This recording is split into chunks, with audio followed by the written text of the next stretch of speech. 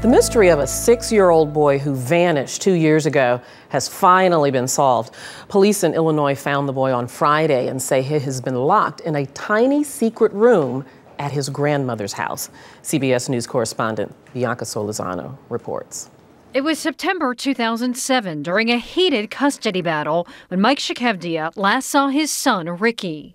I gave him back to his mother and never saw him again. Shakevdia always suspected his son was alive and close. Turns out he was right. On Friday, a tip led police back to this house, the home of Ricky's grandmother, just a few miles away near Royalton, Illinois. This time, they discovered the boy hidden behind a false wall. Basically, it was a hidden compartment. You move a panel and inside of a wall. Investigators say Ricky's mother and grandmother kept him in a room just 12 feet by 5 feet with a ceiling only 4 feet high. He wasn't allowed to look out the windows or go outside unless it was nighttime. I saw him and he's pale. I mean, he can't get enough of outside right now from what I can tell. The boy's mother, Shannon Wilfong, and grandmother, Diane Dobbs, are now under arrest. Police say despite the ordeal, the boy is in good shape. Surprisingly, Ricky is in very good spirits. For someone who's been isolated in that house with no other outside beings, he's very social. Ricky is staying with one of his father's relatives for the time being as officials want to move slowly. But Ricky's dad waits anxiously for a reunion just in time for his son's 7th birthday next week. Bianca Solorzano, CBS News, New York. Now joining us from Royalton, Illinois is Ricky, or Richard's father, Michael, and in Washington, Ernie Allen, who is the president of the National Centers for Missing and Exploited Children. Good morning to both of you gentlemen. Good morning. Good morning, ma'am. Michael, I want to start with you. I know these last 2 years must have felt like a lifetime. Can you describe your feelings and thoughts when you heard that Ricky had been found? Well, the way I described it yesterday was you could have knocked me over with a feather. I can't express how happy I am.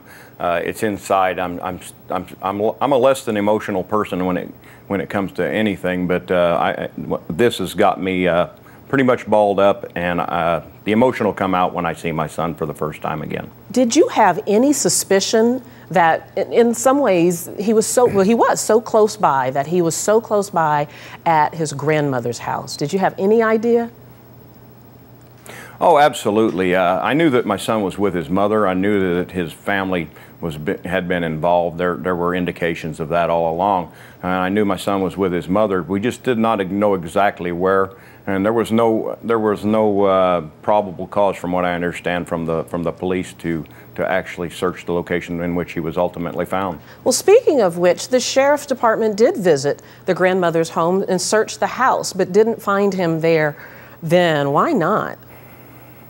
Well, from what I understand, these searches were all consensual searches. The searches conducted by the Franklin County Sheriff's Office and the Illinois State Police, they were consensual searches in which the police officer enters the house and they can only search what the inhabitants will let them search. I can't speculate as to why they didn't find anything. I wasn't there. Wow. Let me turn to you, Ernie, now. Parent abductions are not all that uncommon in custody battles. It's going to be a challenge to return Ricky to his father because he's been away so long. Talk about some of the challenges that usually happen in this kind of situation. Well, Debbie, in this case, it's been 2 years, and we don't know what Ricky's been told, and so these kinds of reunifications have to move very slowly. You have to be patient. What's so important for Michael is to communicate to Ricky unconditional love and to work on it a day at a time. But young children are resilient, so we think there's real hope here. There were some allegations by the mother that there had been some abuse on Michael, the father's part, toward Ricky. What do you make of these allegations? And there was an investigation, right? There was. After Michael was awarded custody, these allegations were made. There was an intensive investigation by the Illinois Department of Children and Family Services, which determined that they were groundless. So the court has ruled, and clearly Ricky needs to be with Michael. In your experience, Ernie, have these situations when a child has been away from one parent for so long and then returned, has it turned out well? Well, generally they do, and that's why it's so important that everybody be patient here. It's going to take time, but Ricky is clearly a very bright, very personable little boy, and he's just got to be reintroduced to his dad and rebuild that love and that trust. Michael, I know you haven't seen Ricky yet. When do you expect to get to see him, and can you imagine what that reunion is going to be like? Well, I'll tell you, Ms. Turner, it's going to be a long process, and I'm prepared for that process. It's been 2 years. I've been patient for 2 years, and I've been tolerant for 2 years, and I'm prepared to be patient and tolerant until the time is right for the complete reunification. As the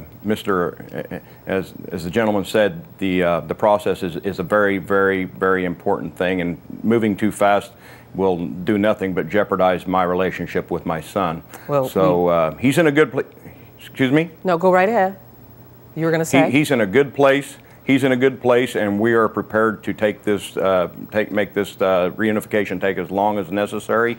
We're not rushing it at all. And the first thing I do when I see him, I'm sure I'll just give him a big hug, and only God knows what I'll say. I'm sure. Well, we wish you the very best. Michael Jakovia, thank you for your time. Erling Allen, it's always good to see you. Thank you so much.